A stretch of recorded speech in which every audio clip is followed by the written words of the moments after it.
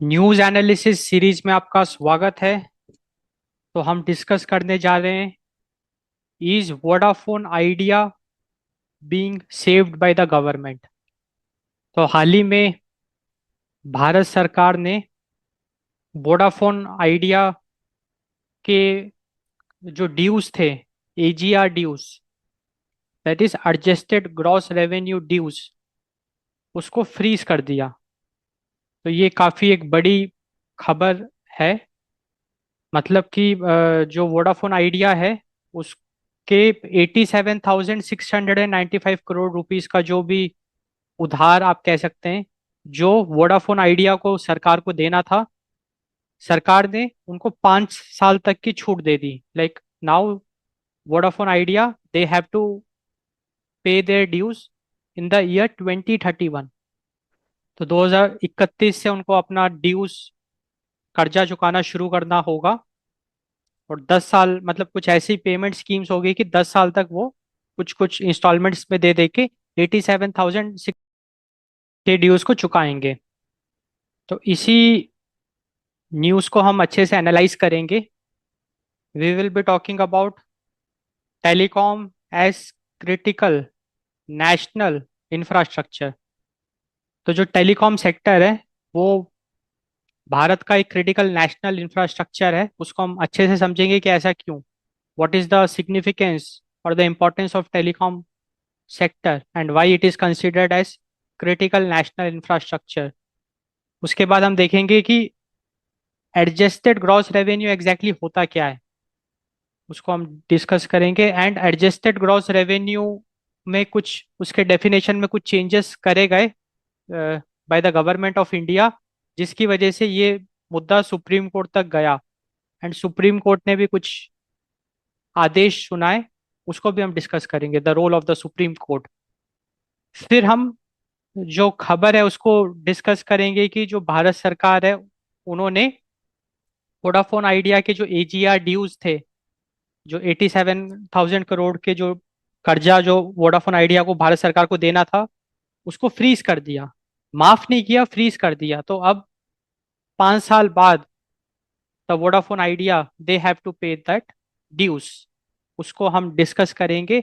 And finally we will be discussing the public private dynamics in regulated sectors. अभी हाल ही के सालों में आपने प्राइवेटाइजेशन के बारे में सुना होगा। तो पब्लिक प्राइवेट पार्टनरशिप्स, पीपीपीस। तो कहने का मतलब ये है कि अब जो भारत सरकार है वो प्राइवेट कंपनीज में भी एक स्टेक होल्डर बन रही है। लाइक इट इज उसके स्टेक्स इन्वॉल्व है। स्टेक मतलब कि हिस्सेदारी, जैसे 20%, 30%। अब वोडाफोन आइडिया के सिनेरियो में भारत सरकार के 49% partner, government of India is the 49% partner in that company. So that is the public private partnerships. उसको हम अच्छे से डिस्कस करेंगे, स्पेशली रेगुलेटेड सेक्टर्स में ये कितना कारीगर है ये तरीका, या इसके क्या ड्रॉबैक्स हो सकते हैं, हम उसको क्रिटिकली एनालाइज करेंगे। So all this we will be discussing in this news analysis one by one. So telecom as critical national infrastructure. तो 2026 में telecommunications is officially recognised as critical national infrastructure because telecommunications is the foundation layer for all other essential sectors like the finance, energy and national security। क्योंकि अगर हम telecom sector की बात करें, telecom sector is all about the communication. तो it is the foundation for all essential sectors like finance. जो आपका banking है, फिनेंस सेक्टर है, उसका भी जो मेन फाउंडेशन है वो टेलीकॉम है। एनर्जी सेक्टर का भी जो मेन फाउंडेशन है वो टेलीकॉम है।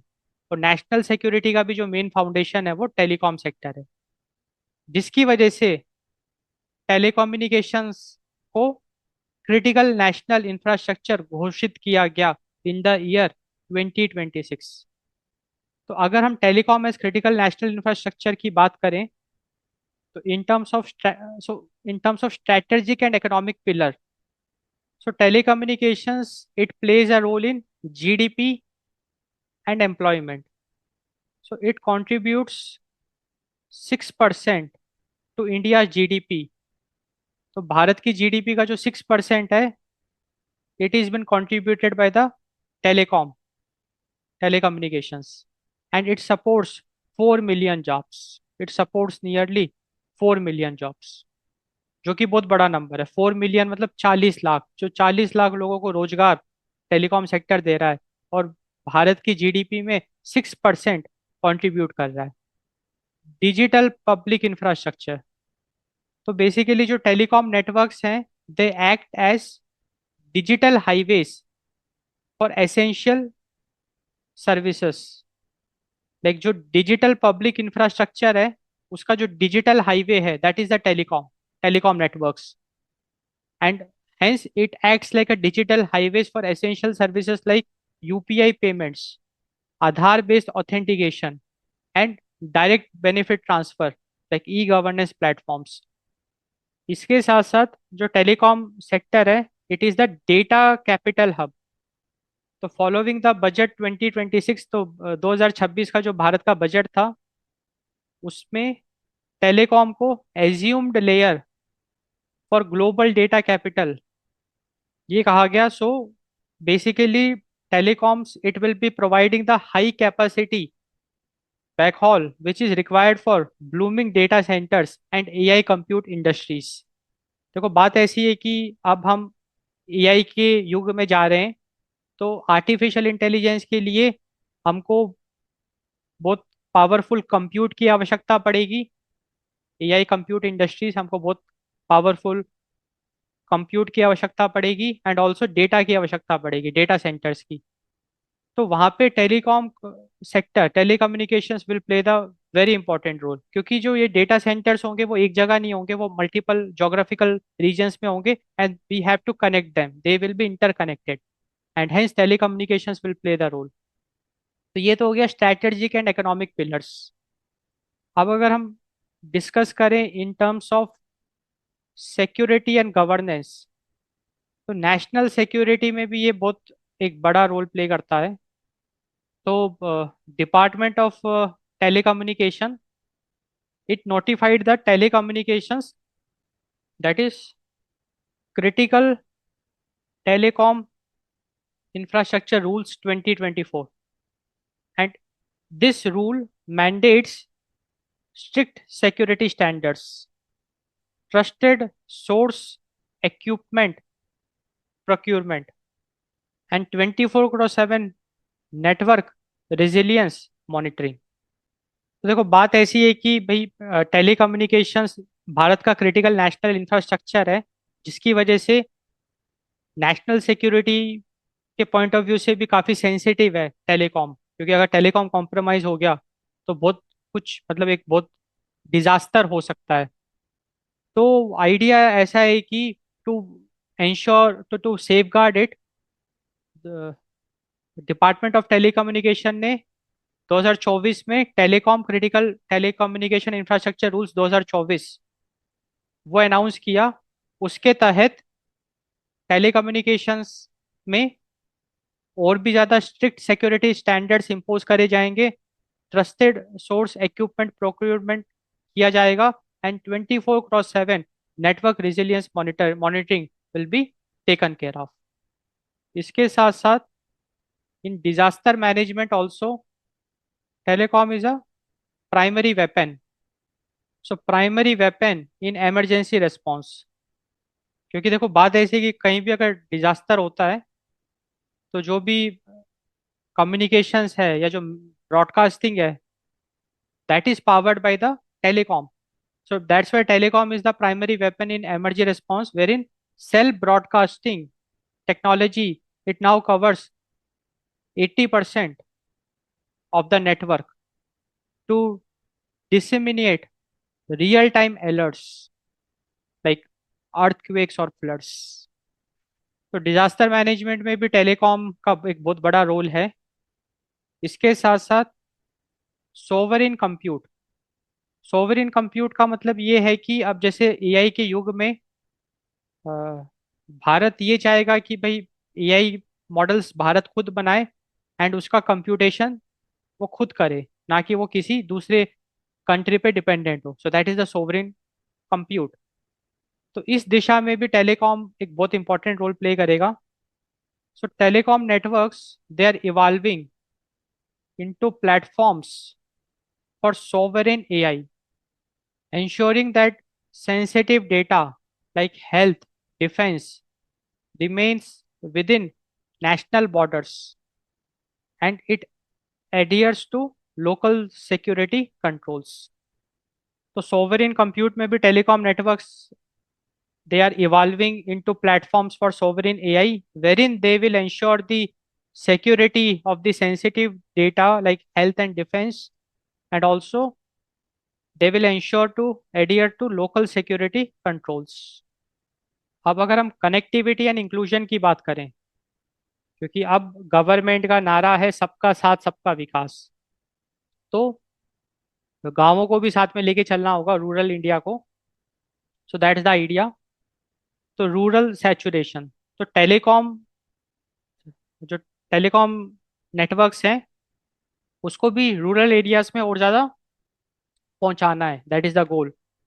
तो उसके तहत भारत का एक भारत नेट प्रोजेक्ट है। So under the Bharat net and digital Bharat Nidhi project, तो इन दो प्रोजेक्ट के तहत Bharat net and digital Bharat Nidhi project, the Government of India it has allocated over 73,990 crore in the year 2026-2027 period to ensure 4G 5G saturation across every village।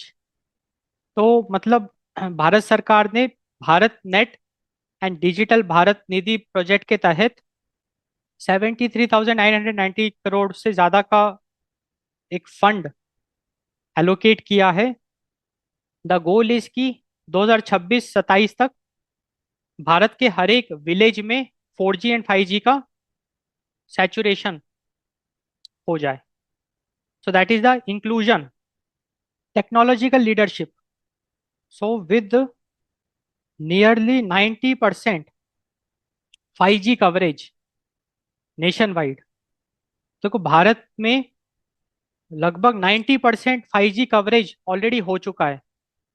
The telecom infrastructure it is now been optimized for AI workloads and early 6G research। तो हम लोग already 5G को बहुत बड़े level पे like around 90% तक cover कर चुके हैं नेशन वाइड। अब the goal is evolve, now the goal is कि टेलीकॉम इंफ्रास्ट्रक्चर को ऑप्टिमाइज करना for AI workloads and also this 6G research. And definitely, the goal is to position India as global leader in next gen connectivity. So that's the idea. What is adjusted gross revenue? So adjusted gross revenue की अगर हम बात करें, it refers to revenue which telecom companies must share with the government as license fees and spectrum charges। तो देखो बात ऐसी है कि ये जितने भी स्पेक्ट्रम है like 4G spectrum spectrum 3G spectrum 5G spectrum, इस पे भारत सरकार का अधिकार है। तो अगर किसी भी टेलीकॉम कंपनी को वो स्पेक्ट्रम यूज करना है, बैंडविड्थ यूज करनी है, तो उसको उसका लाइसेंस खरीदना होगा from the government. So that is like adjusted gross revenue. So adjusted gross revenue, it refers to the revenue which the telecom companies they must share with the government as license fees and spectrum charges। तो AGR adjusted gross revenue, इसके दो component है। एक तो component है telecom services revenue. Telecom services revenue में आपका आ जाएगा लाइसेंस फी, स्पेक्ट्रम चार्जेस। तो एडजस्टेड ग्रॉस रेवेन्यू का एक कंपोनेंट है telecom services revenue which is like the licence fee and the spectrum charges which the telecom companies they have to pay to the government. ये तो एक हिस्सा हो गया। एक दूसरा हिस्सा भी है, that is the non telecom revenue. And ये लाइक भारत सरकार लेके आया है नॉन टेलीकॉम रेवेन्यू। अब इसके तहत what it is non telecom revenue, it means all the incomes, like all income earned by a telecom licensee, like telecom company जितना भी कमाई करती है, that does not originate from core telecommunication services, उसका भी हिस्सा सरकार को देना पड़ेगा। तो नॉट, तो बात ऐसी है कि एडजस्टेड ग्रॉस रेवेन्यू के तहत जो भी टेलीकॉम सर्विस रेवेन्यू है वो तो सरकार को देना पड़ेगा, उसके साथ साथ जो नॉन टेलीकॉम रेवेन्यू है, लाइक टेलीकॉम कंपनी जितना भी कमाई करती है from other sources as well, which has nothing to do with core telecommunication services. For example, अगर हम इसके एग्जाम्पल्स को डिस्कस करें, फिनेंशियल इनकम। देखो टेलीकॉम कंपनी फिनेंशियल इनकम भी करती है। वो कैसे करती है? Interest on bank deposits. अब भाई टेलीकॉम कंपनी है, उसके पास बहुत एक ह्यूज कैपिटल होता है, तो it earns the interest on bank deposits, dividends, inter corporate loan interest. So these are some sources of financial income for telecommunication companies. अब AD AGR adjusted gross revenue के तहत टेलीकम्युनिकेशन कंपनी जितनी भी financial income कर रही है उसका भी एक हिस्सा सरकार को देना पड़ेगा। Asset related gains. अब telecom company, they can make profits from sale of fixed assets like land, equipment, scrap। अब जैसे कि टेलीकॉम इंफ्रास्ट्रक्चर में काफी सारे कंपोनेंट्स लगते हैं, अगर उसको वो बेचते हैं या लैंड इक्विपमेंट बेचते हैं, जमीन बेचते हैं, तो उसका भी प्रॉफिट का एक हिस्सा सरकार को देना पड़ेगा under the adjusted gross revenue. Operational non core income, like rent from leasing surplus infrastructure और प्रॉपर्टी। तो टेलीकॉम कंपनीज जो रेंट कमाती है उसका भी एक हिस्सा सरकार को देना पड़ेगा under the adjusted gross revenue. And other miscellaneous earnings like forex gains, insurance claims, management consultancy fees, ये सब भी, इसका भी एक हिस्सा सरकार को देना पड़ेगा। लाइक टेलीकॉम कंपनी जो भी प्रॉफिट्स कमाएगी with the miscellaneous earnings using like the forex gains, insurance claims, management consultancy fees, उसका भी एक हिस्सा सरकार को देना पड़ेगा। एंड इक्विपमेंट सेल्स, अगर टेलीकॉम कंपनी अपने कुछ भी इक्विपमेंट्स को सेल करती है तो revenue from sale of handsets और terminal equipment, that also should be shared with the government under the adjusted gross revenue. तो अब हमको बिल्कुल क्लियर हो गया कि एडजस्टेड ग्रॉस रेवेन्यू की अगर हम बात करें तो टेलीकम्युनिकेशन कंपनी जो भी रेवेन्यू अर्न करती है, they have to share a part of it with the government, and it has two components, that is the telecom services revenue, that is the license fees and spectrum charges, and इसका एक और component है, that is the non telecom revenue like financial income, asset related gains, operational non core incomes, miscellaneous earnings and equipment sales। इसके तहत जो भी कमाई करती है टेलीकॉम कंपनीज उसका एक हिस्सा सरकार को देना पड़ेगा। So that is the adjusted gross revenue. अब डेफिनेटली बात ऐसी है कि जो टेलीकम्युनिकेशन कंपनीज हैं वो काफ़ी ज़्यादा इस चीज़ के विरोध थे, उसको भी हम डिस्कस करेंगे अभी, क्योंकि टेलीकम्युनिकेशंस कंपनी का ये कहना है कि ठीक है, टेलीकॉम सर्विसेज रेवेन्यू आप ले रहे हो, दैट इज वैलिड, वो जायज़ है, बट नॉन टेलीकॉम रेवेन्यू में सरकार का कोई हक नहीं है। क्योंकि भाई बात ऐसी है कि टेलीकम्युनिकेशन कंपनी स्पेक्ट्रम यूज कर रही है, उसका वो पैसा दे रही है, लाइसेंस का पैसा दे रही है सरकार को, दैट इज वैलिड, वो जायज है। बट और जो दूसरे तरीके से टेलीकम्युनिकेशन कंपनी पैसा कमा रही है उसका एक हिस्सा सरकार को देना वो गलत है। तो non telecom revenue including it as the part of adjusted gross revenue is something जो कि टेलीकम्युनिकेशन कंपनीज इसके विरोध है। टेलीकम्युनिकेशन कंपनीज का साफ साफ ये कहना है कि एडजस्टेड ग्रॉस रेवेन्यू में non telecom revenue should not B the part of it, only the telecom services revenue should be the part of it. तो उसके तहत ये काफी इस पे विरोध भी किया टेलीकम्युनिकेशंस कंपनी ने। सुप्रीम कोर्ट तक भी ये बात गई। तो अक्टूबर 2021 में भारत सरकार ने डेफिनेशन को थोड़ा सा अपडेट किया, अमेंड किया, एंड उन्होंने ये डिसाइड किया है कि अब आगे से जो भी हम एडजस्टेड ग्रॉस रेवेन्यू का कैलकुलेशंस करेंगे, it will exclude non telecom revenue.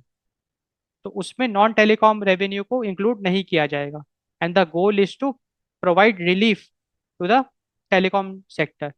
तो अक्टूबर 2021 में ये जो डेफिनेशन है, इसमें एक अमेंडमेंट हमको देखने को मिला, जिसके तहत अक्टूबर 2021 के बाद से जो भी एडजस्टेड ग्रॉस रेवेन्यू कैलकुलेट होगा फॉर टेलीकम्युनिकेशन कंपनीज, उसमें नॉन टेलीकॉम रेवेन्यू को इंक्लूड नहीं किया जाएगा। हाउएवर, अक्टूबर 2019 से पहले या बिफोर अक्टूबर 2021 के पहले के जितने भी नॉन टेलीकॉम रेवेन्यू है, वो कंपनीज को देने होंगे।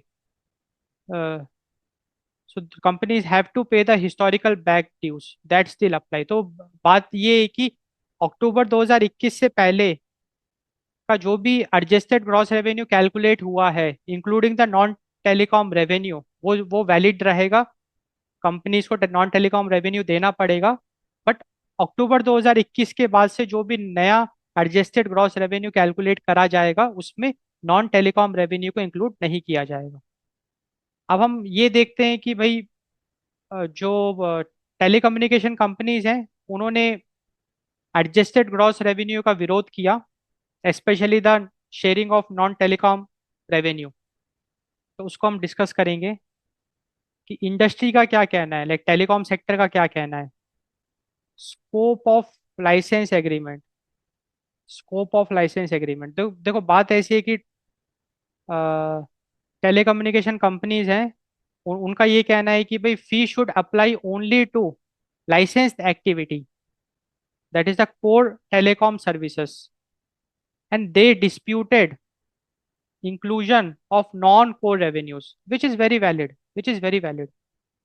because they argued it was illogical।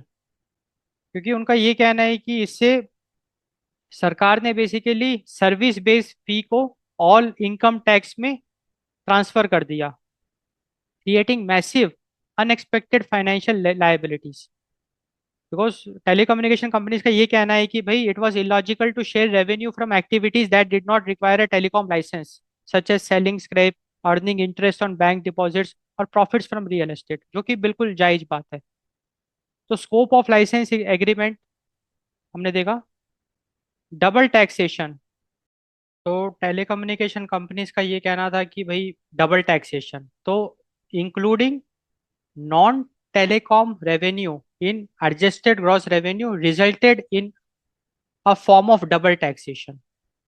देखो बात ऐसी है कि भाई देखो, ये जो टेलीकॉम कंपनीज हैं, they are already paying a 30% corporate tax on the total income including non telecom earnings. तो देखो बात ऐसी है कि जो कंपनीज है वो ऑलरेडी कॉर्पोरेट टैक्स दे रही है लगभग 30%, एंड अब applying an additional 8% license fee to the same income was viewed as an unconscionable bargain। क्योंकि कंपनीज ऑलरेडी कॉर्पोरेट टैक्स दे रही है, अब एडजस्टेड ग्रॉस रेवेन्यू के तहत अगर नॉन टेलीकॉम रेवेन्यू को भी शेयर करने की बात आ गई, तो ये एक तरीके का डबल टैक्सेशन हो गया, जो कि कंपनीज के लिए अनएक्सपेक्टेबल था। ये फालतू की लाइबिलिटीज, फाइनेंशियल लाइबिलिटीज बढ़ाने वाली बात हो गई। financial viability and depth। So the broad definition, it created unsustainable financial burdens, threatening survival of major players। देखो बात ऐसी है कि by including the non-core income, the total dues snowballed because of interest and penalties on underpaid amount over 15 years, reaching over 1.47 trillion across the industry। So, by including the non-telecom revenue in the adjusted gross revenue, ये जो number है ये trillions of dollars में चला गया। मतलब financial liability बहुत ज़्यादा बढ़ गई, और जो छोटे प्लेयर्स थे टेलीकॉम में, उन पे कर्जा बढ़ता गया। And companies like Vodafone and idea, they were on the verge of collapse. इतना ज्यादा उस पर कर्जा बढ़ गया कि वो, अगर सरकार कोई कदम नहीं उठाती तो वो कंपनीज कोलैप्स कर जाती। तो that is the financial viability and depth. accounting standards versus government definition. So telecommunication companies, they argued AGR should follow standard accounting standards, that is AS9. So under standard accounting, revenue typically refers to the gross inflow from the sale of goods or rendering of services. And they argued that the Department of Telecommunications inclusive definition was arbitrary and lacked a rational connection to the actual use of spectrum.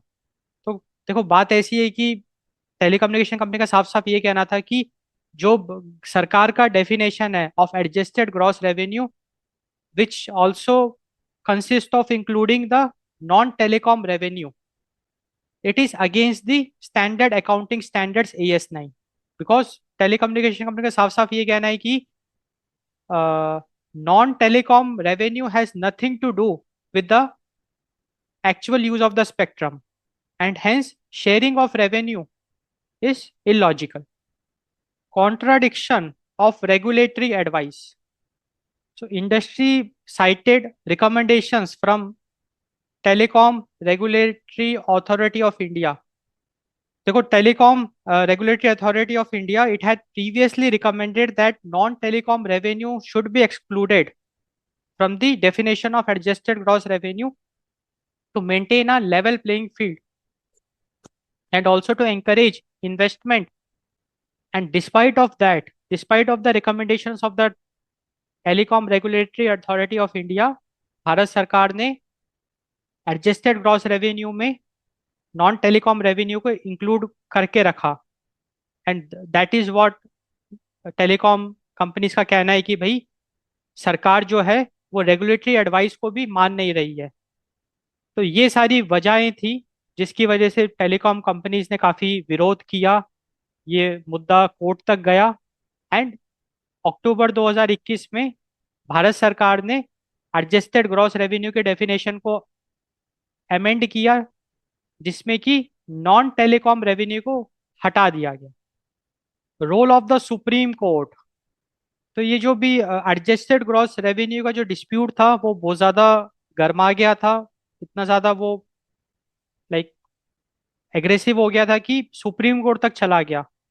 And finally supreme Court ने इस dispute को resolve किया through a landmark judgement 2020 में। तो उसको अभी हम देखेंगे, the landmark judgment by the supreme Court of India. तो द की आउटकम्स की अगर हम बात करें तो देखो सुप्रीम कोर्ट ने जो गवर्नमेंट का डेफिनेशन था of adjusted gross revenue, it upheld that. Upheld मतलब they agreed, Supreme Court agreed with the government's definition of AGR। तो जब ये मुद्दा सुप्रीम कोर्ट में भी गया तो सुप्रीम कोर्ट ने नॉन टेलीकॉम रेवेन्यू वाला जो कंपोनेंट है जिसकी वजह से ये पूरा मुद्दा उठा, उसको अपहेल्ड करके रखा। अपहेल्ड करके रखा मतलब सुप्रीम कोर्ट ऑल्सो एग्रीड कि that should be the part of AGR, non telecom revenue should be the part of AGR। So Supreme Court upheld government's definition of AGR। And Supreme Court ने ये कहा कि telecom companies they should pay whatever dues. तो जो telecommunication companies के ऊपर जो भी उधारी थी, दे have to pay that like because of the non telecom revenue also. तो सुप्रीम कोर्ट ने एक तरीके से भारत सरकार के पक्ष में ये फैसला सुनाया, जहाँ पे कि नॉन टेलीकॉम रेवेन्यू को स्टिल डेफिनेशन में रखा रहने दिया। एंड ऑल्सो टेलीकॉम कंपनी को साफ साफ आदेश दिया कि जिसने भी नॉन टेलीकॉम रेवेन्यू को नहीं चुकाया है वो उसको देना पड़ेगा, they have to give a share of it to the Government of India. And Supreme Court ने ये भी अलाउ कर दिया कि जो पेमेंट्स है that that can be done in instalments over several years. And definitely ये जो भी रूलिंग आई, जजमेंट आया, उसका इम्पैक्ट की अगर हम बात करें तो उसका सबसे बड़ा इम्पैक्ट यही है कि heavy financial burden on telecom operators, because now all the telecom operators, they have to share their non-telecom revenue with the government, and it also led to the risk of sector consolidation or collapse. क्योंकि देखो बात ऐसी है कि जो छोटे players हैं उनके लिए ये ड्यूस चुकाना, उधारी चुकाना बहुत भारी पड़ सकता है, एंड हो सकता है कि वो पूरी तरीके से कोलैप्स कर जाए, जिसकी वजह से जो टेलीकॉम सेक्टर है उसमें सिर्फ दो ही मेन प्लेयर्स बचे रहेंगे, एक तो जियो, एक भारतीय एयरटेल, और बाकी सारे कंपनीज के लिए एक बहुत बड़ा एक सेटबैक हो सकता है. So that is the risk of sector consolidation और collapse. So the inclusion of non-telecom revenue in adjusted gross revenue created a massive financial crisis for the Indian telecom sector. Non telecom revenue के inclusion की वजह से एक बहुत massive financial crisis हमको देखने को मिला, जिसके तहत we saw the industry wide depth of more than 1.77 lakh crore. तो पूरे टेलीकॉम सेक्टर में जो कंपनीज है उस पे जो कर्जा था वो 1.77 लाख करोड़ से भी ज्यादा का हो गया as early as of early 2026, जो कि एक बहुत बड़ा नंबर है. एंड देखो बात ऐसी है कि जब कंपनीज में इतना बड़ा कर्जा होता है तो वो फिर खुल के काम नहीं कर सकती है, वो इनोवेशन नहीं कर सकती है, वो स्केल नहीं कर सकती है. तो ये एक बहुत बड़ा सेटबैक आप कह सकते हैं, जिसके वजह से, क्योंकि गवर्नमेंट ऑफ इंडिया को भी रियलाइज तो हुआ, लेट रियलाइज हुआ, तो अक्टूबर 2021 में फाइनली गवर्नमेंट को रियलाइज हुआ एंड गवर्नमेंट ने नॉन टेलीकॉम रेवेन्यू को हटा दिया from the definition of AGR, जिसकी वजह से टेलीकॉम कंपनीज को बहुत राहत मिली. Government freezes Vodafone Idea AGR dues. तो अगर हम वोडाफोन आइडिया के एडजस्टेड ग्रॉस रेवेन्यू की बात करें तो they had the due worth of ₹87,695 crore.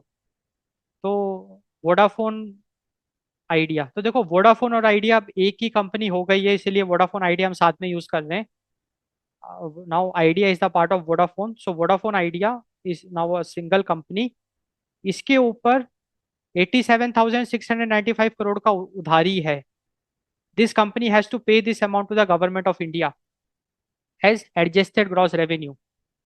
अब भारत सरकार ने ये जो पेमेंट है इसको 5 साल के लिए फ्रोज कर दिया, जिसके तहत now the payment it is rescheduled from financial year 2031 to, तो अब 2026 की जगह पे वोडाफोन आइडिया को ये जो भी पैसा है ये चुकाना पड़ेगा 2031, और 10 सालों में ये पूरा चुकाना है.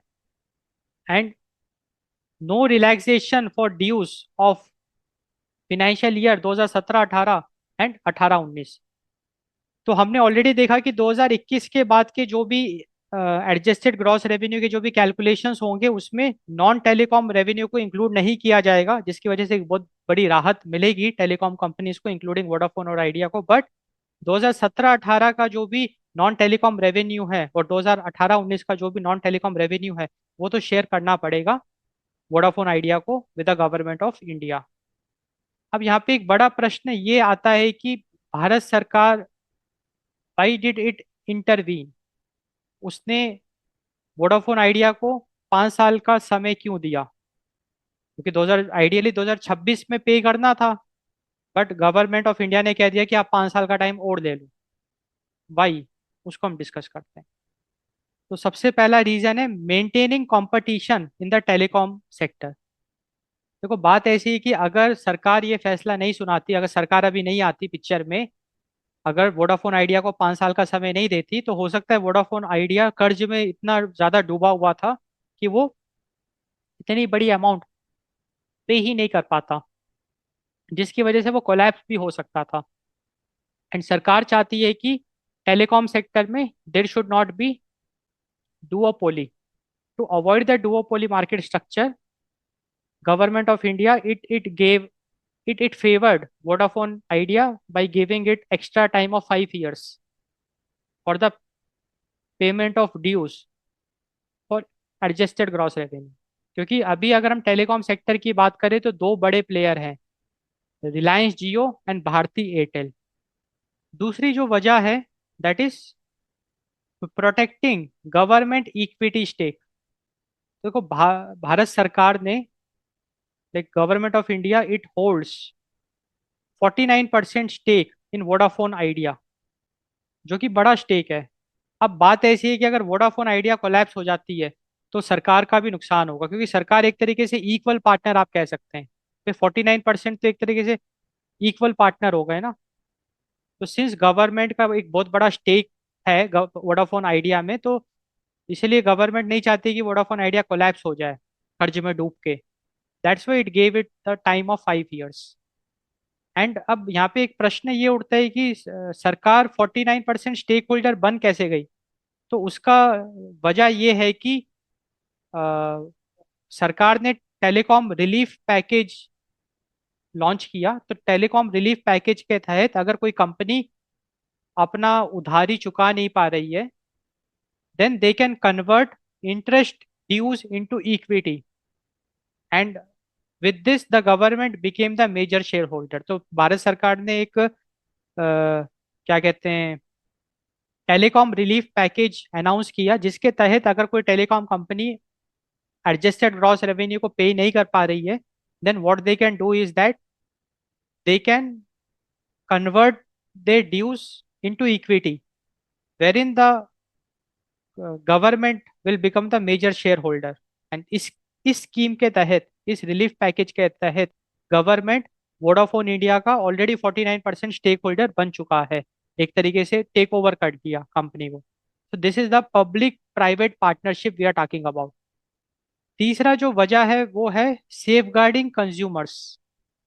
तो अगर हम वोडाफोन आइडिया की बात करें तो लगभग 20 करोड़ भारत के कंज्यूमर्स हैं, they rely on Vodafone idea. तो अगर ये कोलैप्स हो जाता है तो 20 करोड़ कंज्यूमर्स को एक बहुत बड़ा झटका लग सकता है।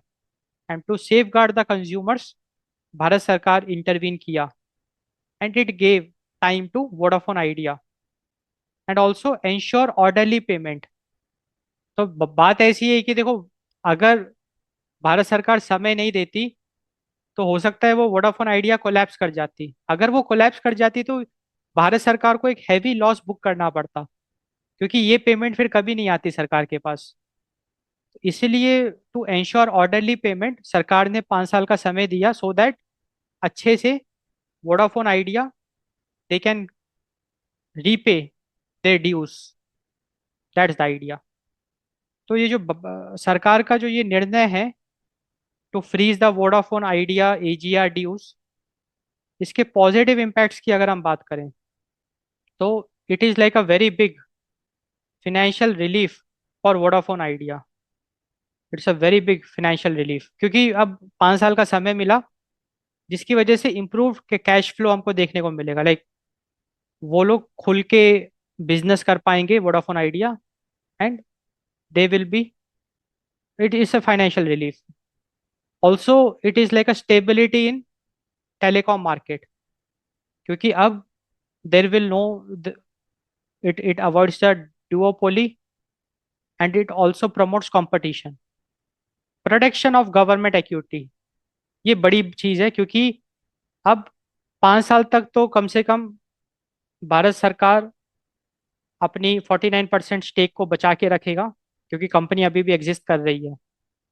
And also consumer service continuity, क्योंकि इस एक फैसले ने 20 करोड़ कंज्यूमर्स को एक सेफगार्ड किया। It prevent service disruptions for millions.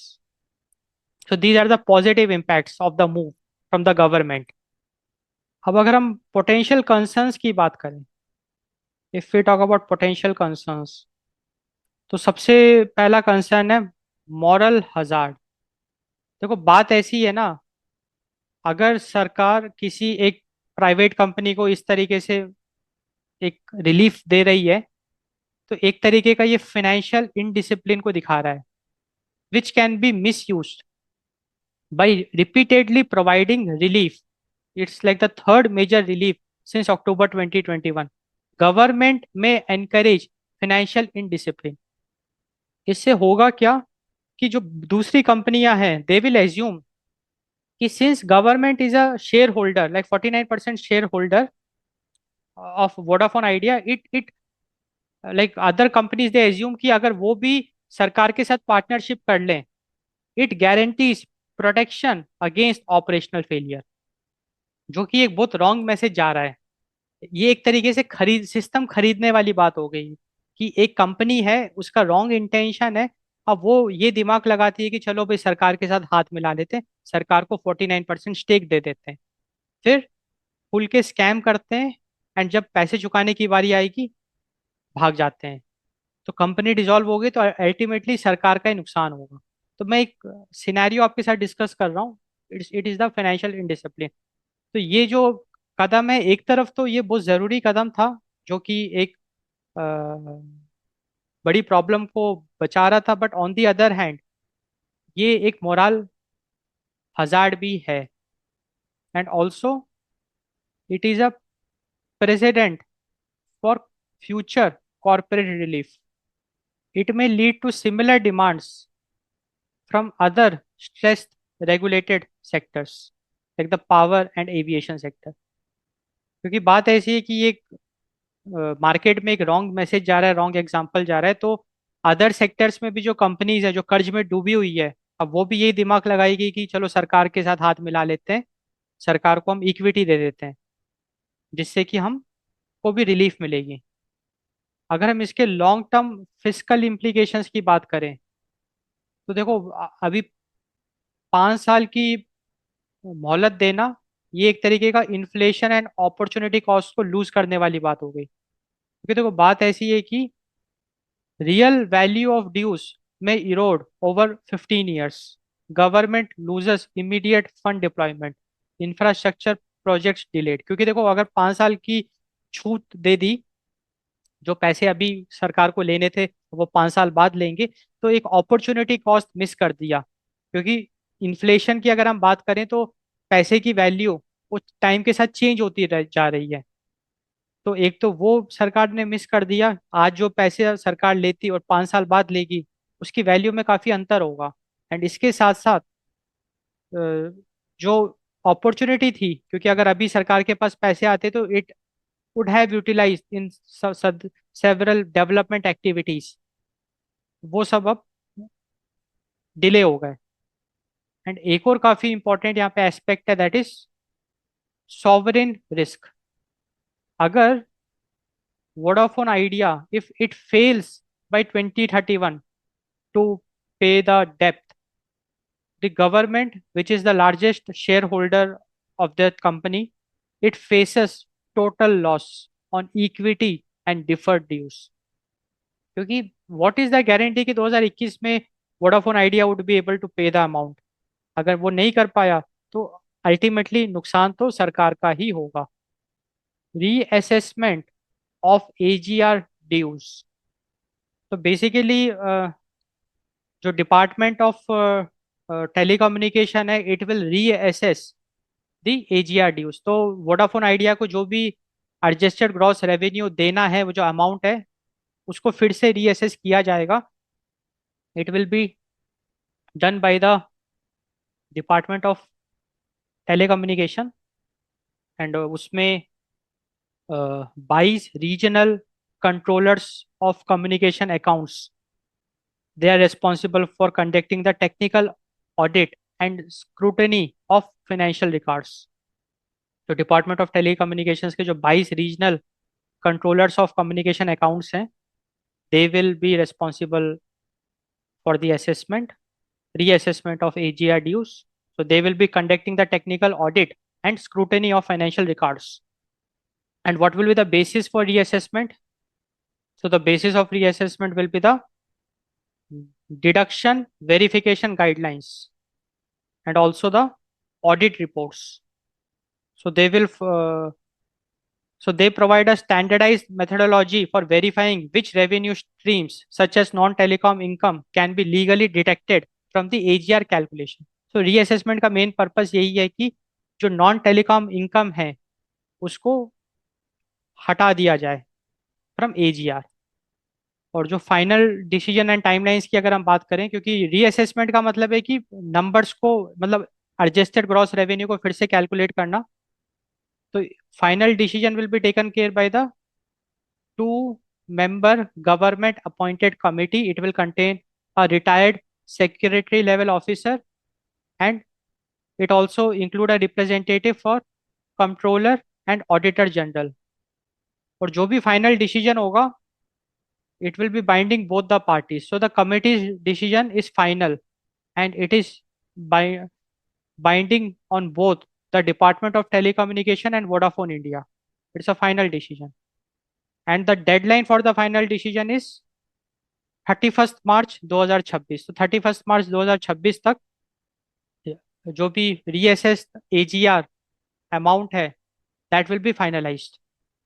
And once that reassessment is done, so post reassessment integration की अगर हम बात करें, सो द रिवाइज्ड फिगर, जो भी रिवाइज्ड एजीआर नंबर होगा, it will be integrated into existing 10 year repayment schedule.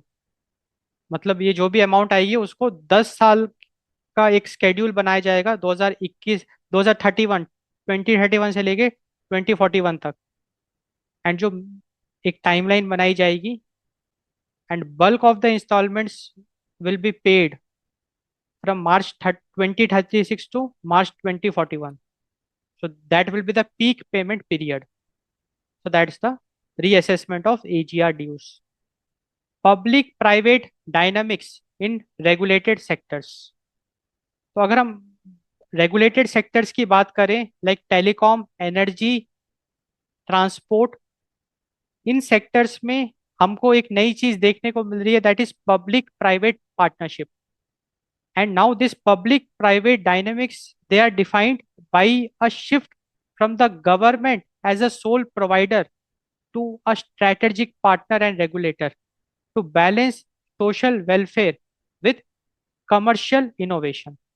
अभी तक क्या होता था, अभी तक पब्लिक सेक्टर यूनिट्स हुआ करती थी जहाँ पे कि गवर्नमेंट पूरा ओनर हुआ करता था, पीएसयूज का।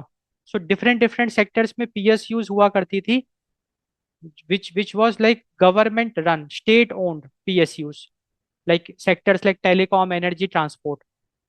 अब सरकार ने एक नया मॉडल पे सरकार काम कर रही है, that is the public private partnership, जिसमें सरकार is not the owner, the owner is a private player, like all the big private players in telecom sector, energy sector, transport sector। अब सरकार उनके साथ हाथ मिला रही है, और सरकार एक तरीके से पार्टनर बन रही है। तो सरकार खुद अपनी यूनिट्स नहीं चला रही, रैदर कंपनी, प्राइवेट कंपनी के साथ हाथ मिला रही है, जहाँ पे कि सरकार का रोल है strategic partner and regulator. And the idea is to balance social welfare with commercial innovation. So that is the public private dynamics in regulated sectors. So rather than government being a sole provider, now there is a shift we can see, wherein the government is now a strategic partner and regulator with the private companies, and the goal is social welfare with commercial innovation. So balancing the social welfare with commercial innovation.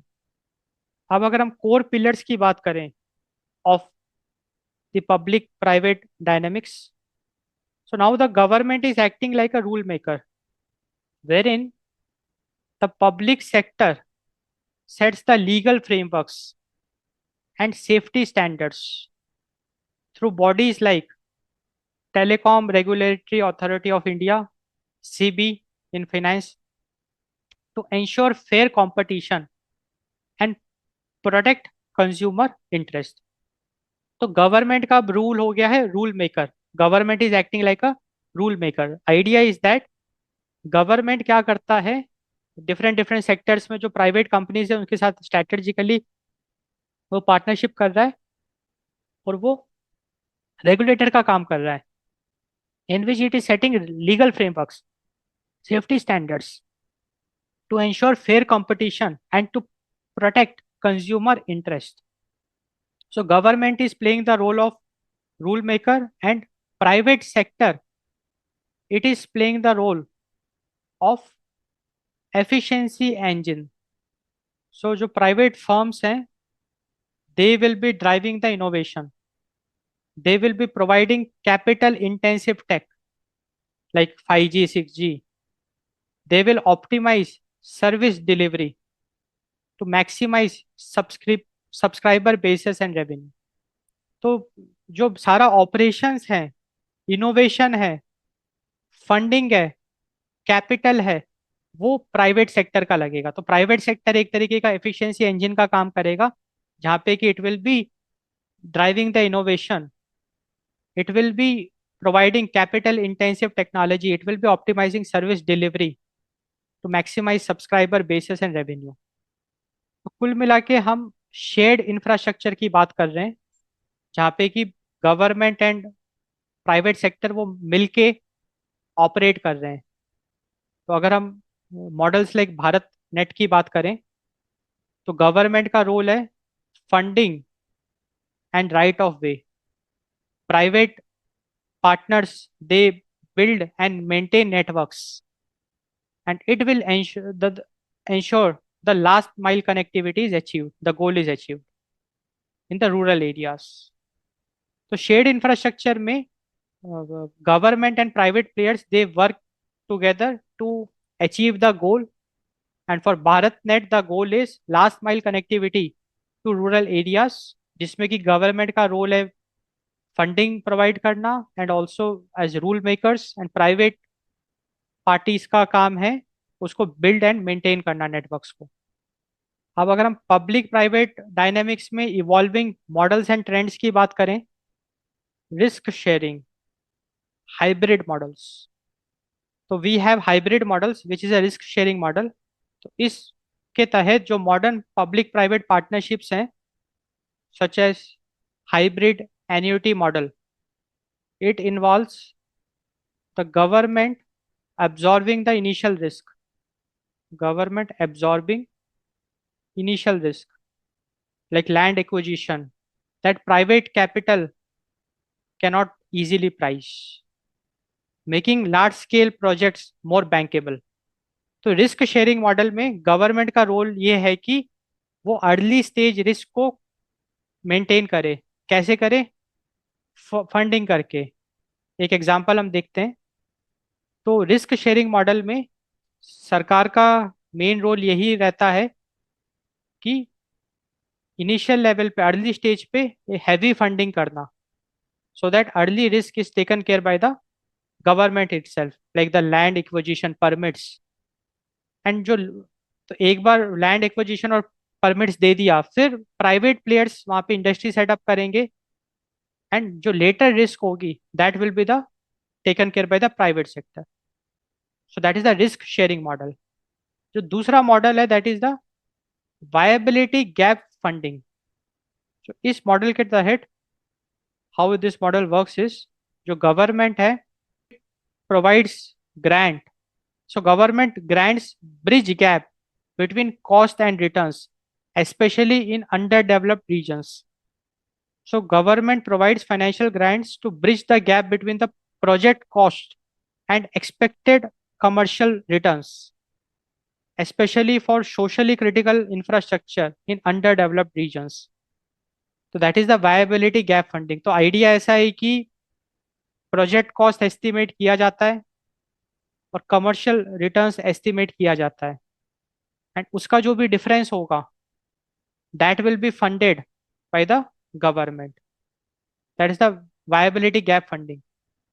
इससे फायदा क्या होगा? जो भी private players होंगे उन पे भी लोड ज्यादा नहीं आएगा, एंड सोशली क्रिटिकल इंफ्रास्ट्रक्चर उसको बूस्ट मिलेगा। तो that is the viability gap funding. तीसरे प्रकार का जो पीपीपी है that is asset recycling, public private partnership. We have asset recycling. So इसमें basically governments they users, so governments are increasingly using infrastructure investment trust to unlock, to monetize completed public assets, like highways, freeing up capital for new greenfield projects.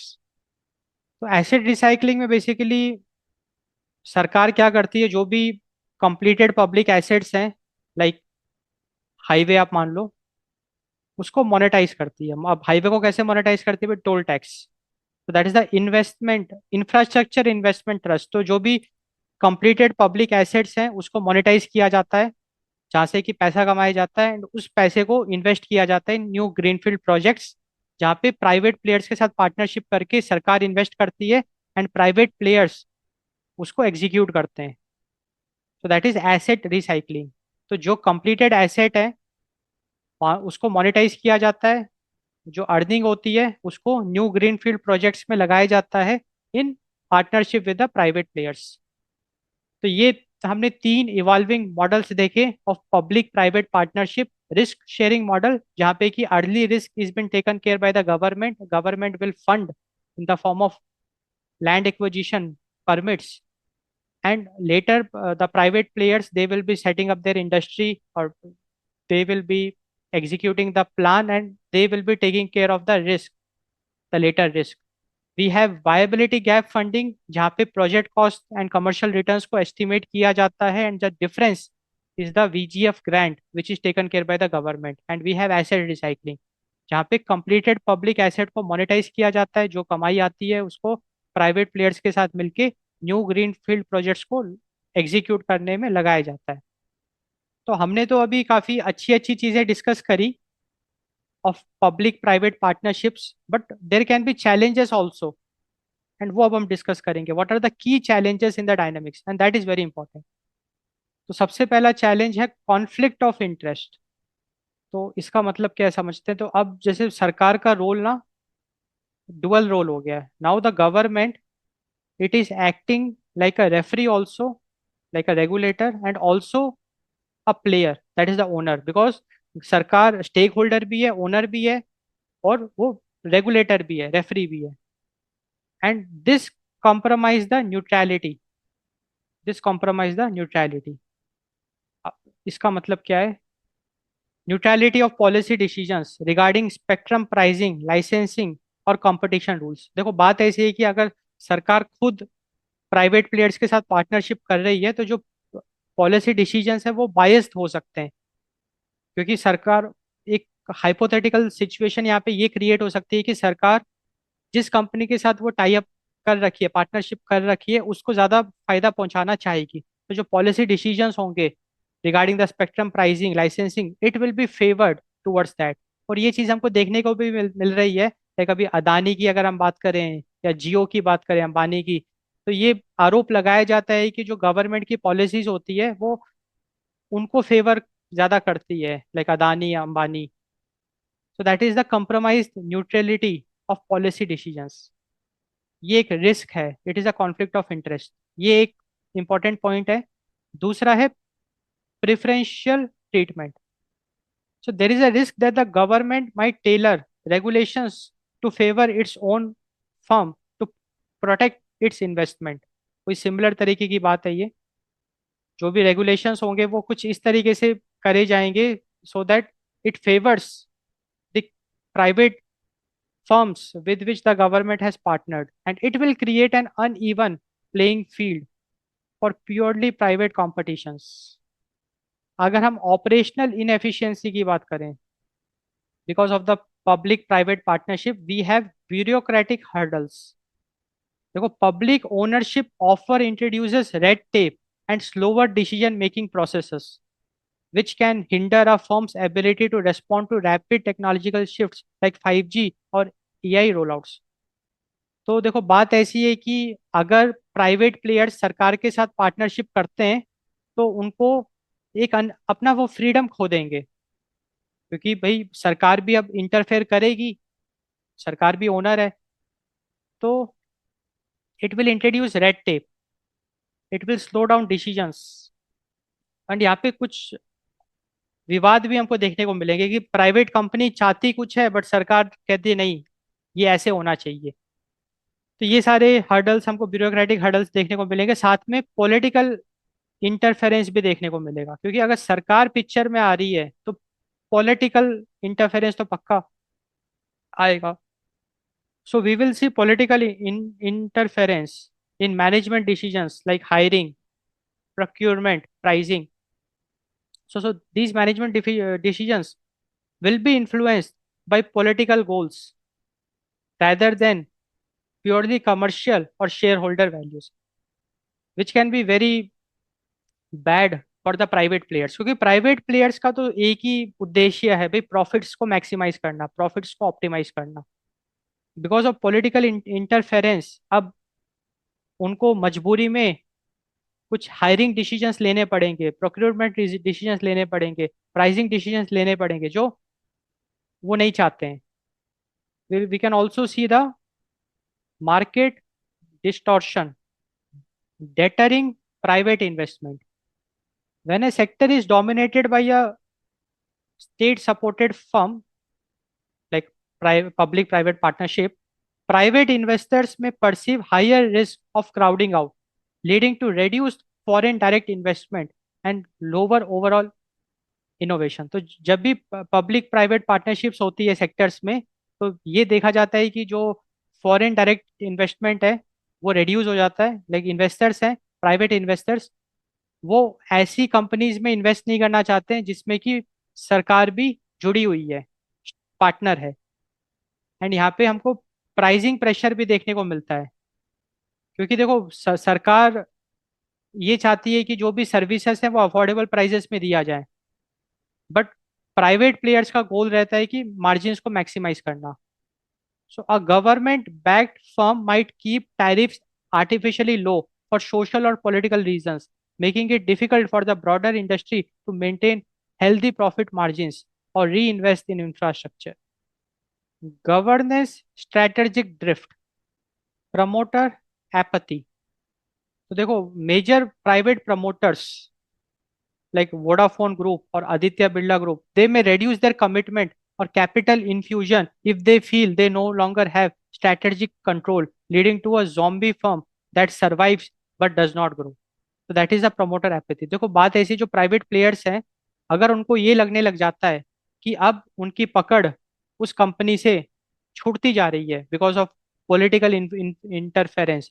क्योंकि जब सरकार अगर partner बनती है तो बहुत सारे क्योंकि पावर तो सरकार के पास है, पूरा सिस्टम सरकार के पास है. तो ऐसा अगर प्राइवेट प्लेयर को प्रतीत हो रहा है कि वो अपने होल्ड होता जा रहा है, तो उस सिनेरियो में वो क्या करेगा, वो अपना इंटरेस्ट खो देगा, वो ज्यादा इन्वेस्ट नहीं करेगा. जैसे चल रही है कंपनी चलती रहेगी, जिसकी वजह से कंपनी सरवाइव भले कर रही है बट ग्रो नहीं करेगी, बिकॉज उसमें इनोवेशन नहीं होगा, फर्दर कैपिटल इन्फ्यूजमेंट उसमें देखने को नहीं मिलेगा.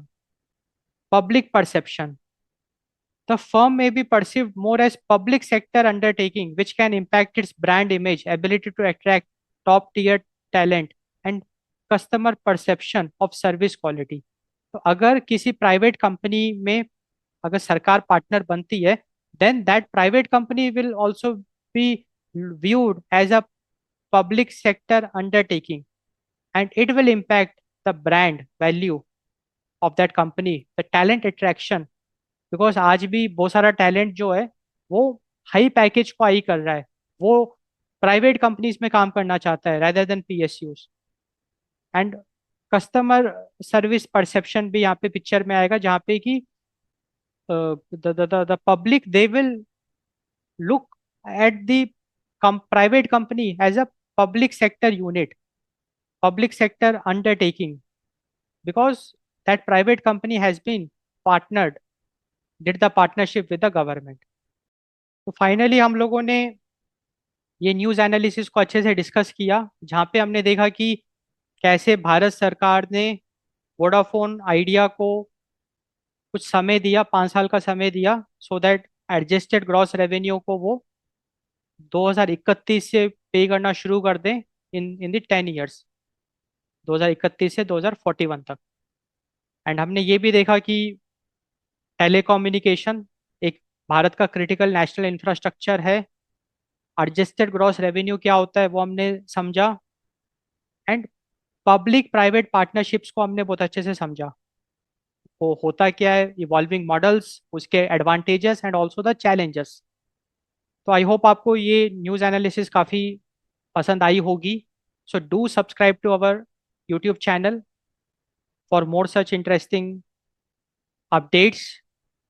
So thanks for watching. Thanks for your time.